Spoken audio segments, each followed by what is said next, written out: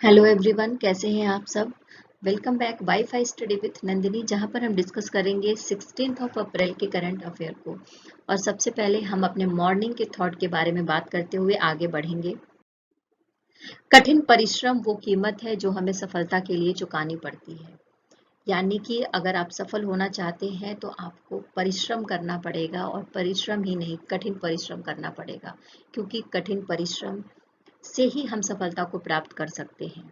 इसी विचारधारा के साथ में मैं स्टार्ट करूंगी आज की अपनी क्लास को।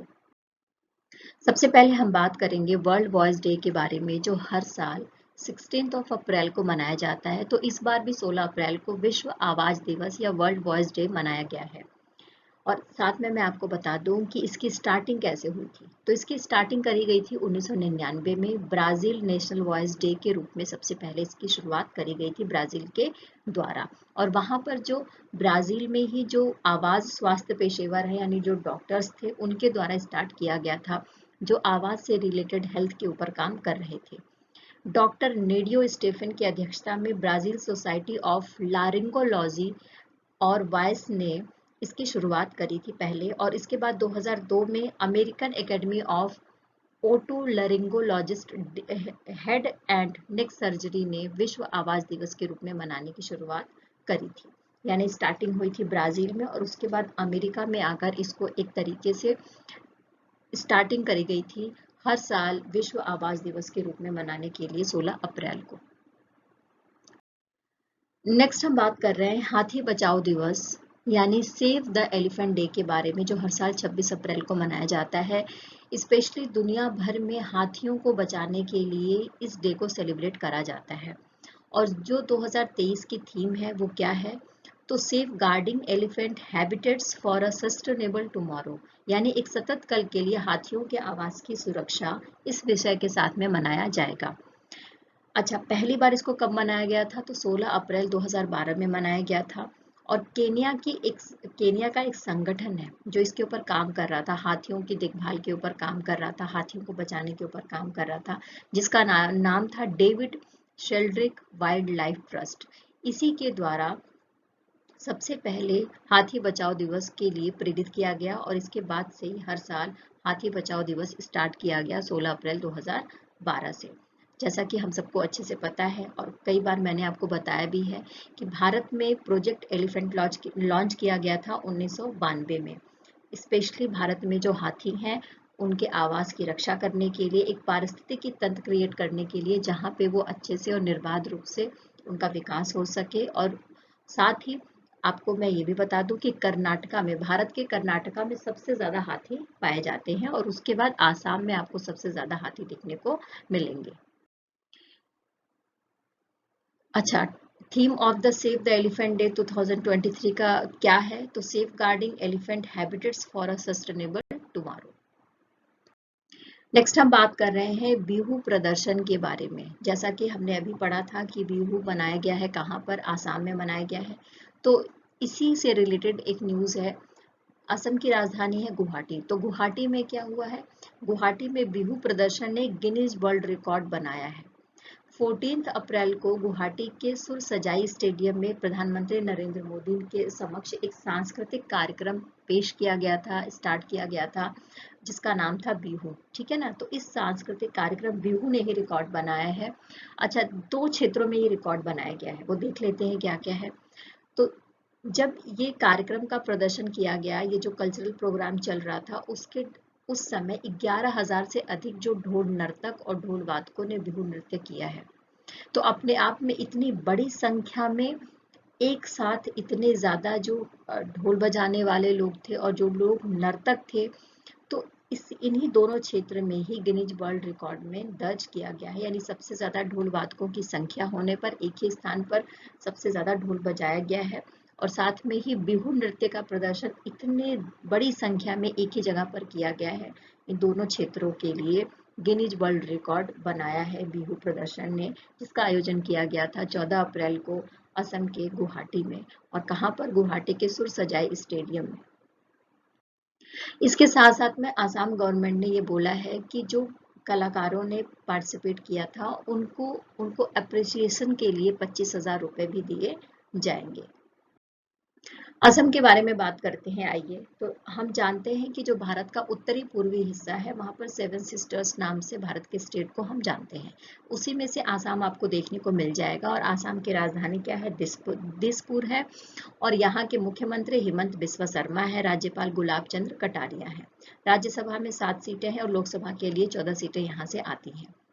इसके अलावा अगर आसाम के वन्य जीव के बारे में बात करें, जो एग्जाम में बहुत बार पूछा जाता है, काजीरंगा राष्ट्रीय उद्यान, मानस राष्ट्रीय उद्यान और नामेरी राष्ट्रीय उद्यान। यहाँ की आधिकारिक भाषा क्या है? तो असमिया है और इसके अलावा यहाँ पर बंगाली, बोडो और हिंदी बोला जाता है। एक राज्य के रूप में असम कब अस्तित्व में आया? तो 26 जनवरी 1950 को जो है आसाम एक स्टेट के रूप में, एक स्वतंत्र राज्य के रूप में अस्तित्व में आया था। यहाँ का आधिकारिक पशु भारतीय गैंडा है।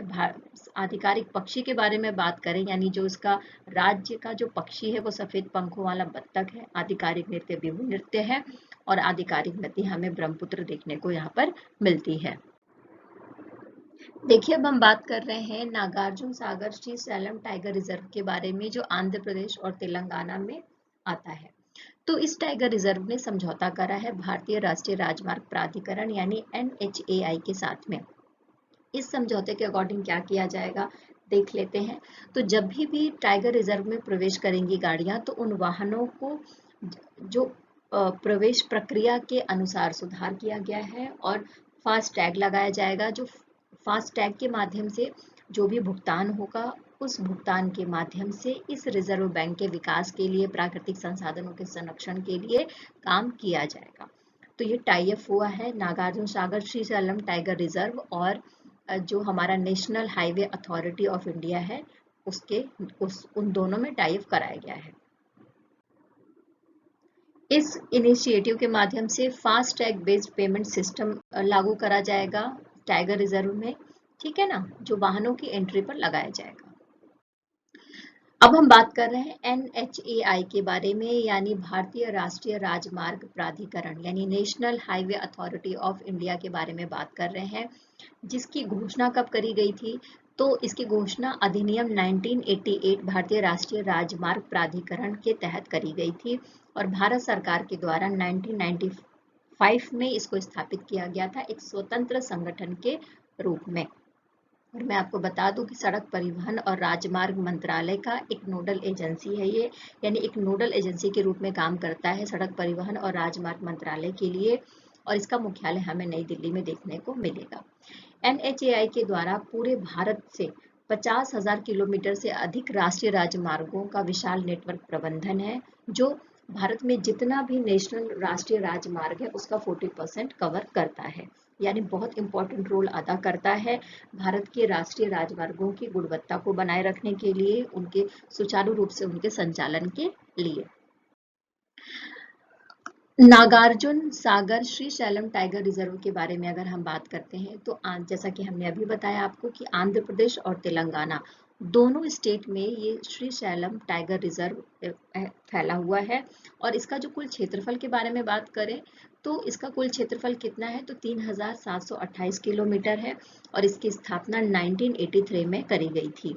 ये जो बाघ अभ्यारण्य है या ये जो टाइगर रिजर्व है, ये 5 जिलों को कवर करता है। नागार्जुन सागर श्रीशैलम टाइगर रिजर्व आंध्र प्रदेश और तेलंगाना के 5 राज्यों को, इन दोनों राज्यों के 5 जिलों को कवर करता है, जिसमें कौन कौन से जिले हैं? तो नांदयाल है, प्रकाशम है, पालनाडु है, नलगोंडा है और महबूब नगर है।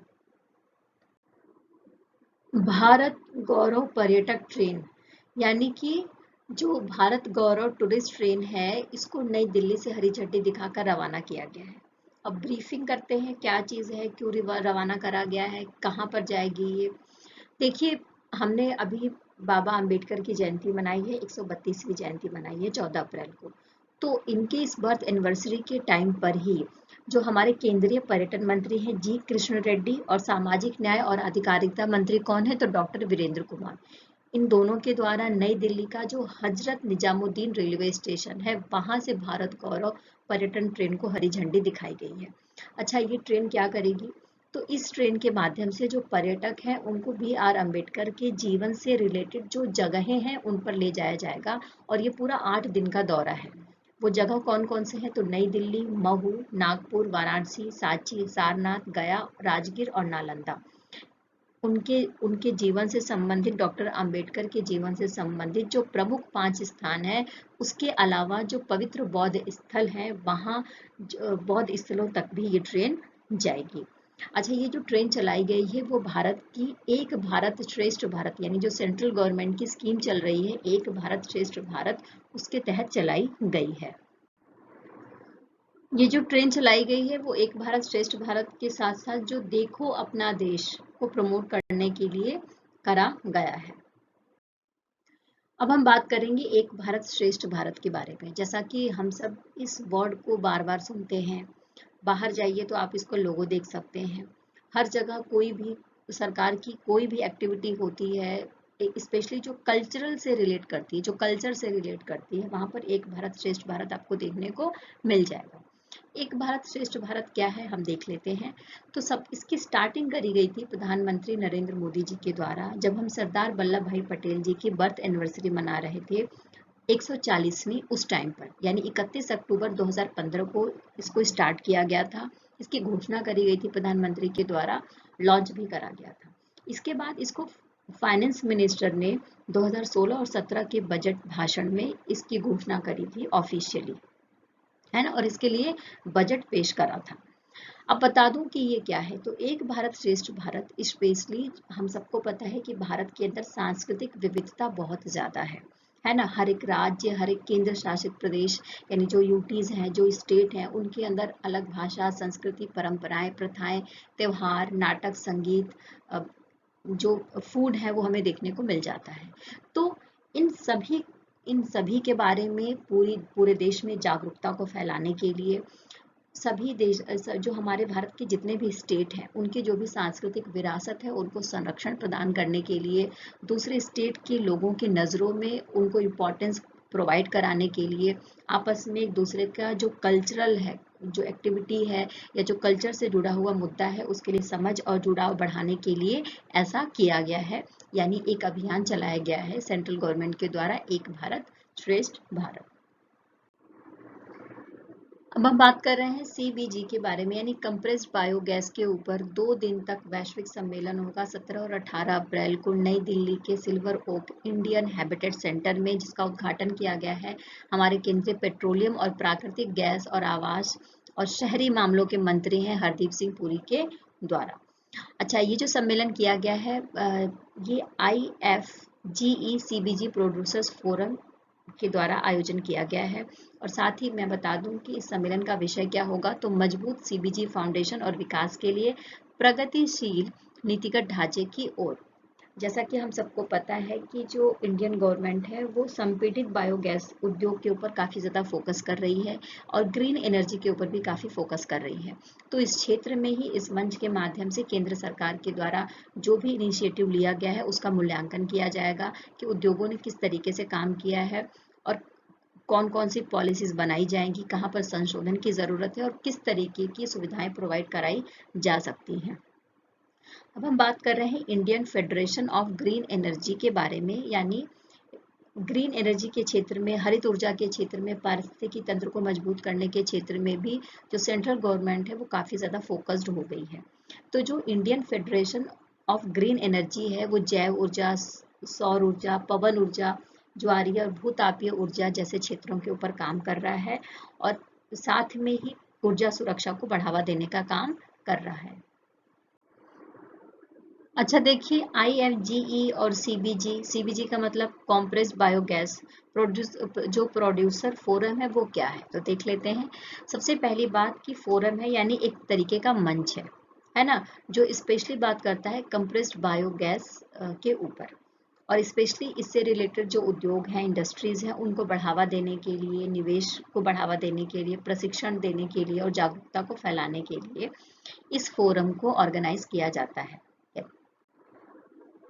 तेलंगाना के बारे में बात करते हैं। तेलंगाना के मुख्यमंत्री कौन है, तो चंद्रशेखर राव हैं और तेलंगाना की राजधानी क्या है, तो हैदराबाद है। ठीक है, तो हैदराबाद में ही हुसैन सागर झील है और उसके किनारे पर जो राज्य सचिवालय है उसके निकट ही बाबा अंबेडकर की 125 फीट की ऊंची जो प्रतिमा है उसका अनावरण किया गया है और ये कांस्य प्रतिमा है। भारत की सबसे ऊंची प्रतिमा है, 125 फीट की है, कांस्य प्रतिमा है जिसका अनावरण किया गया है। और ये कब किया गया था? तो अभी हमने बर्थ एनिवर्सरी सेलिब्रेट करी थी अंबेडकर जी की 132वीं नंबर की, उसके उपलक्ष्य में करा गया है। देखिए नेक्स्ट हम बात कर रहे हैं मत्स्य पालन, पशुपालन और डेयरी मंत्री पुरुषोत्तम रूपाला के बारे में, जिन्होंने पशु महामारी तैयारी पहल शुरू करी है। ये जूनोटिक रोगों पर ध्यान देने के लिए इस पहल को स्टार्ट किया गया है, जिससे कि जानवर और मानव दोनों के स्वास्थ्य की रक्षा करी जा सके, है ना। और किस तरीके से भारत में जूनोटिक रोगों पर ध्यान केंद्रित किया जा सके, कौन सी पॉलिसीज बनाई जा सके, किस तरीके से बुनियादी सुधार की कोशिश करी जा सके, इन सभी विषयों पर बात करा गया है।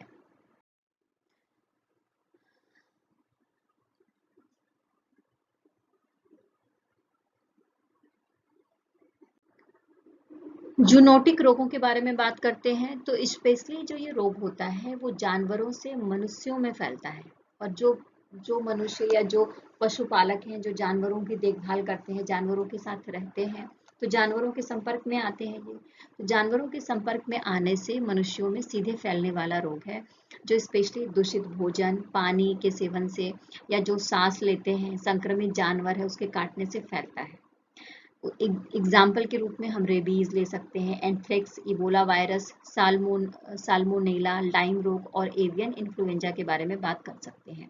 स्पेशली जो बैक्टीरिया, वायरस, कवक और परजीवी के कारण होता है ये रोग, और एक जानवर से दूसरे जानवर में या जानवरों से मनुष्यों में फैल सकता है। इसके लक्षण क्या है? तो थकान होती है, बुखार आता है, सिर दर्द होता है, मांसपेशियों में दर्द होता है, दस्त हो सकती है और सांस लेने में भी प्रॉब्लम हो सकती है। वंदे मेट्रो, हम सब ने वंदे भारत एक्सप्रेस सुना है। अब वंदे मेट्रो के बारे में जान लेते हैं क्या है। तो जो हमारे रेल मंत्री कौन है, अश्विनी वैष्णव जी, उनके द्वारा ये बताया गया है कि दिसंबर 2023 तक वंदे मेट्रो शुरू कर दिया जाएगा। और ये वंदे भारत एक्सप्रेस का ही छोटा रूप है, और ये स्पेशली उन शहरों के बीच में चलेगा जो 100 किलोमीटर की, जहां तक की दूरी क्या होगी, 100 किलोमीटर से कम है। यानी उन शहरों के बीच को कवर करा जाएगा जो 100 किलोमीटर की कम दूरी पर हैं। और साथ में आपको बता दें कि जो वंदे भारत एक्सप्रेस है उसमें 16 कार होती है, और इसमें कितनी कार होगी? तो इसमें 8 कार होगी, यानी बिल्कुल आधा कर दिया गया है। शाहरुख खान और राजा मौली दुनिया के 100 सबसे प्रभावशाली लोगों में शामिल हुए हैं, टाइम मैगजीन की 2023 के लिए जारी की गई अपनी लिस्ट में, है ना। और साथ में मैं आपको बता दूं कि जो लेखक सलमान रुश्दी हैं और टीवी होस्ट और जज है पद्मा लक्ष्मी, उनको भी इस सूची में शामिल करा गया है। सबसे कम उम्र की शख्सियत कौन है? तो 21 साल की ईगा स्वेटेक है। और सबसे उम्र दराज यानी सबसे ज्यादा उम्र के व्यक्ति कौन है? तो जूडी ब्लूम को भी शामिल करा गया है टाइम मैगजीन के द्वारा।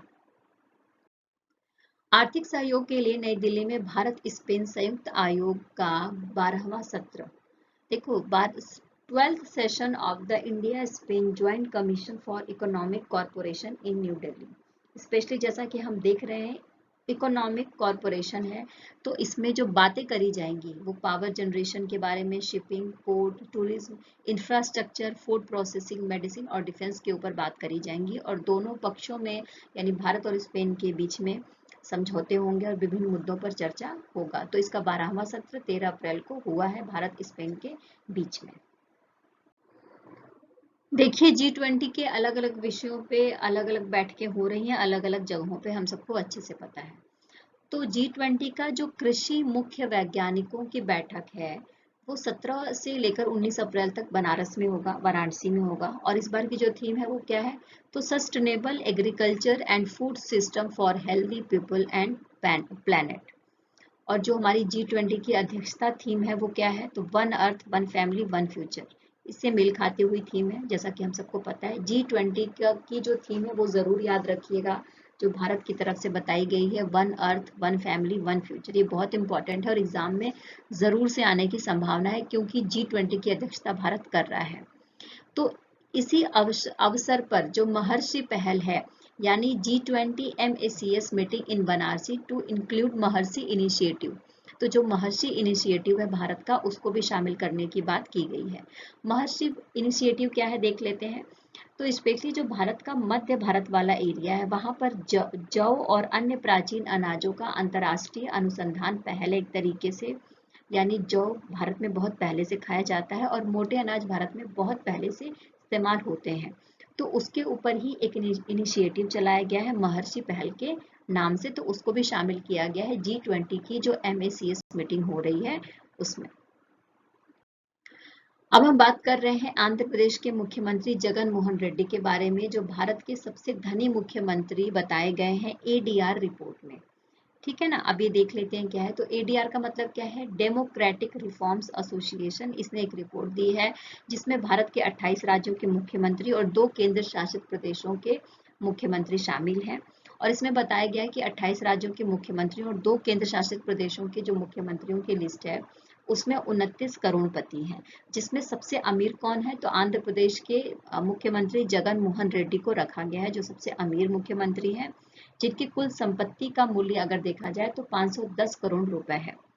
और सबसे कम संपत्ति देखी गई है पश्चिम बंगाल के मुख्यमंत्री ममता बनर्जी के पास, जिनके पास 15 लाख रुपए के लगभग इनकी संपत्ति है। और 30 मुख्यमंत्री ऐसे हैं जो करोड़पति हैं और प्रत्येक मुख्यमंत्री की औसत संपत्ति बताई गई है 33.96 करोड़ रुपए। किसके द्वारा, डेमोक्रेटिक रिफॉर्म एसोसिएशन के द्वारा। देखिए, संगीत नाटक अकादमी पुरस्कार से सम्मानित थी जिनका नाम है अभिनेत्री उत्तरा बावकर। उनका 79 वर्ष की उम्र में निधन हो गया है और ये स्पेशली थिएटर कलाकार थी, है ना। 1984 में इन्हें संगीत नाटक अकादमी पुरस्कार दिया गया था, जो भारत का राष्ट्रीय अभिनय अकादमी का पुरस्कार है। इन्होंने बहुत सारे नाटकों में अभिनय किया था। इस सेशन में इतना ही साथियों, फिर से कल मुलाकात होगी इसी प्लेटफॉर्म पर, इसी जगह पर। जैसा कि आप सबको पता है कि जो कंटेंट है उसको टेलीग्राम के लिंक पर शेयर कर दिया जाता है। हिंदी और इंग्लिश बोथ लैंग्वेजेस में है, तो आपको जिस हिसाब से भी नोट्स प्रिपेयर करने हैं, पढ़ना है, आप पढ़ सकते हैं। आपने बहुत सारा साथ और प्यार दिया है, उसके लिए तहे दिल से शुक्रिया। मेरे साथ ऐसे ही बने रहिए। आपके लाइक करने से, आपके शेयर करने से मेरा हौसला बढ़ता है और मुझे और मेहनत करने की हिम्मत आती है। फिर से कल मिलेंगे इसी प्लेटफॉर्म पर, तब तक के लिए take care and bye bye.